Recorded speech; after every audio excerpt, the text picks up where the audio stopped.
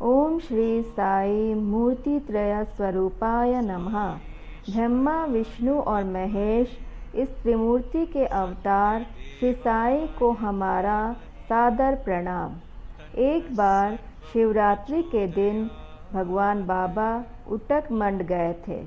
वहाँ से बेंगलोर लौटते समय एक जगह पर बाबा जी ने गाड़ियाँ रोकने को कहा और साथ में होने वाले भक्तों को, विद्यार्थियों को वहाँ विश्राम करने के लिए कहा।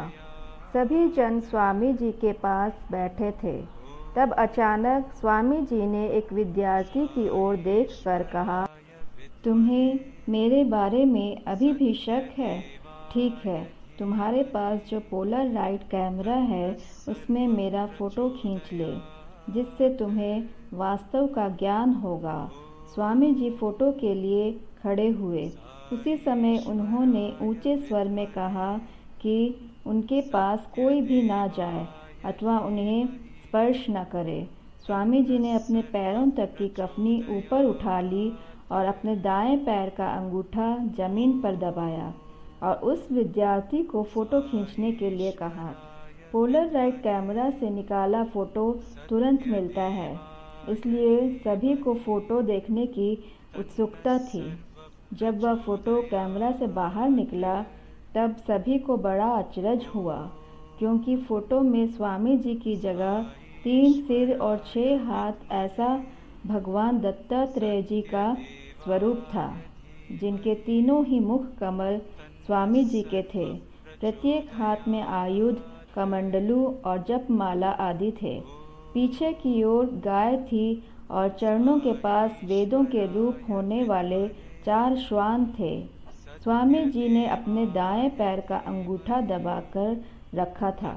उसके आसपास हल्के जामुनी और गुलाबी रंग के फूल बिखरे हुए थे। उत्पत्ति, स्थिति और लय, ये 3 गुण मुझ में वास करते हैं। सृष्टि की निर्मिति अथवा सृजन, पोषण और संहार करने वाला भगवान मैं हूँ।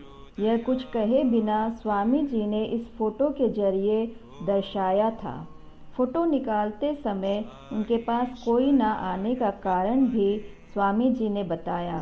उस समय उनके शरीर से अत्यंत प्रखर और तेजस्वी लहरें बाहर निकलती थीं, अर्थात इसके पहले भी इस प्रकार की घटनाएं हुई थी। महाराष्ट्र के ब्रह्म चैतन्य गोंदवलेकर महाराज के एक शिष्य थे। वे तत्व ज्ञान के अध्यापक थे।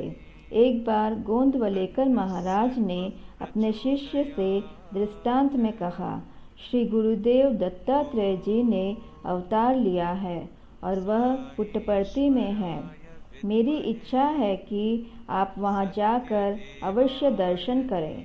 गुरु की आज्ञा शिरोधार्य मानकर वह प्राध्यापक पुट्टपर्ती में गए। स्वामी जी ने उन्हें मुलाकात के लिए बुलाया। जब उन्होंने मुलाकात कक्ष में प्रवेश किया तब स्वामी जी ने उनसे कहा, पाद नमस्कार ले लो, आप श्री दत्तात्रेय के स्थान पर आए हैं। यह सुनकर उन्हें बहुत आनंद हुआ। ऐसी ही एक दूसरी कहानी। उस समय बेंगलोर में श्री रिजवुड नाम का परिवार रहता था। पूरा परिवार स्वामी भक्त था। एक दिन उस परिवार का लड़का स्वामी जी के दर्शन करने निकला। जब उसकी माता जी श्रीमती रिजवुड ने उसे रुकने को कहा, वे झट से अपने देवघर में गई और वहाँ की श्री दत्तात्रेय की मूर्ति बाहर लेकर वह अपने लड़के के हाथ में दे दी और कहा, पुट्टपर्ती में जाने पर यह मूर्ति बाबा जी से आशीर्वाद करके लाना। वह लड़का पुट्टपर्ती में पहुंचा। जब स्वामी जी ने उसे मुलाकात के लिए बुलाया तब उन्होंने पहला प्रश्न किया, माता जी की दी हुई मूर्ति बाहर निकाल।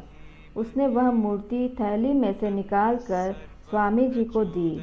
स्वामी जी ने अपने हाथ में ली और अपने आशीर्वाद स्वरूप हाथ उस पर रखकर उसमें चैतन्य निर्माण किया। बाद में माँ को वापस देने के लिए उस लड़के को वह मूर्ति दे दी।